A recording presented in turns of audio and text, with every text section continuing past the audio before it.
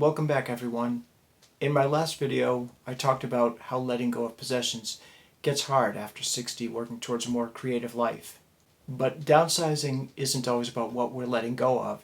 It's about what we're keeping for that creative life going forward. So today, I want to talk about some of the things I'm keeping for a more creative life after age 60. And this isn't a list of what I think everyone needs to keep. These are just some of the things that I'm keeping to build my creative life. If you're enjoying this video and the ones I've been doing recently on building a more creative life after age 60, please consider subscribing and follow along with the channel. And this room that I'm speaking from, again, my office studio, it probably doesn't look much different from the last video that I shot because it was only a few days ago and there's still a lot of things that we're processing through.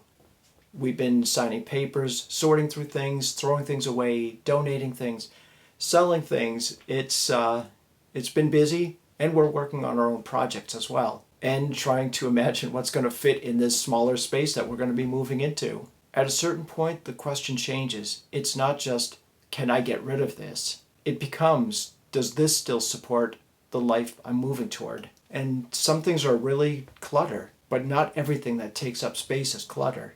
One category I'm keeping is art supplies. Not every single piece of art supply that I've ever had is going to be with us in the move, but the pencils, paper, all the different mediums I use, the different easels I have. I've got a drawing table, and those are going to be moving into a small space.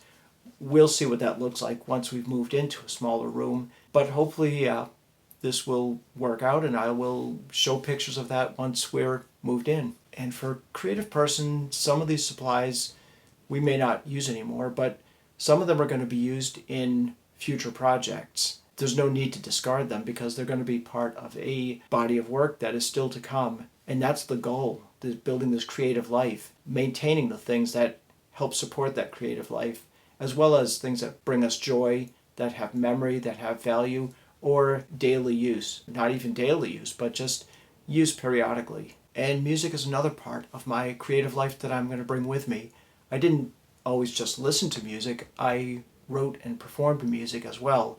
And I've got a few different instruments that show that part of my life and my songwriting process. Though I haven't done that much recently, I will be planning to get back to that as retirement approaches, and I will have more time for my creative outlets, which includes some music and maybe some music performance again. We will see, but either way, I'm going to be recording some songs, and whether I perform out or not is to be determined. But just having the instruments to record basic demos, to write songs, that's important. So I'm going to be making room for that. And I've thinned a lot of the music down over the years.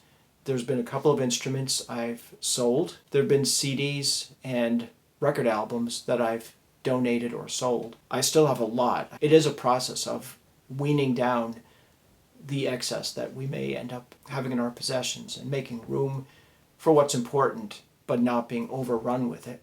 I also have records from my father's collection. Some of these are old 78s, and they go back to the late 1930s, 1940s, and he was a DJ from the late 1940s up until his passing in 2010. The majority of those records are probably from the 40s, 50s, maybe up into the 70s, early 80s, and he played old-time country, bluegrass, folk music. He did that for about 50 plus years, so he had a large record collection. I've got a small portion of what he had. So for me, those aren't just objects. They're part of family connection and memory and what my father's legacy was as a music promoter and as a DJ and connecting with his audience. I enjoy a lot of that music. It's some of the classics and some of the early recordings laid the foundation for what later became some folk music and country and bluegrass music.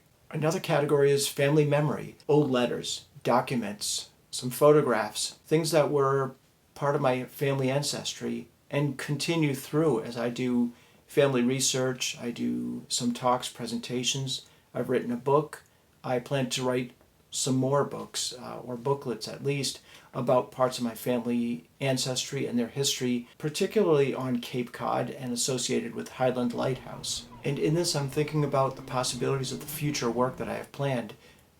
again, more family books, illustrations, my writings in Substack, the booklets that I plan to write, and some larger form books as well, and the music that I hope to get back to writing and recording again, and maybe performing.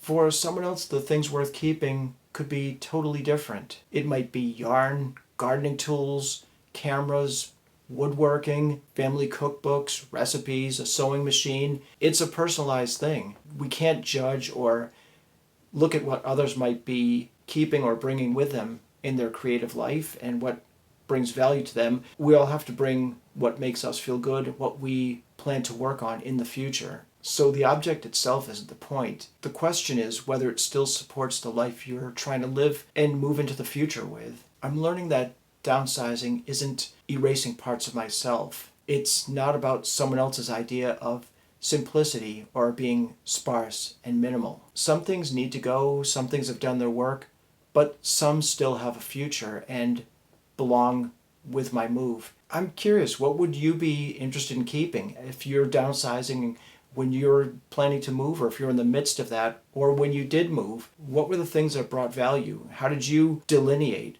one thing from the other of what was you were parsing through? What was staying? What was coming with you in your life? Was that difficult? So yes, in my last video I talked about how downsizing gets harder in life after age 60. But today I wanted to show you the things that we carry with us and that we can make room to bring forward. And I hope you're enjoying this journey that many of us are all taking together. Thanks for your wonderful comments in my previous videos.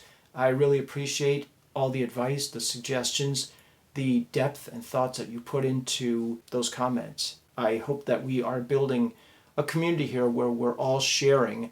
I'm not the expert on this. I'm giving you a lens into my life as I'm decluttering, downsizing, and pursuing this creative life as I enter my 60s. It's important that we all can relate to being vibrant and having a more creative life moving forward. So thanks again for watching, and I will see you real soon.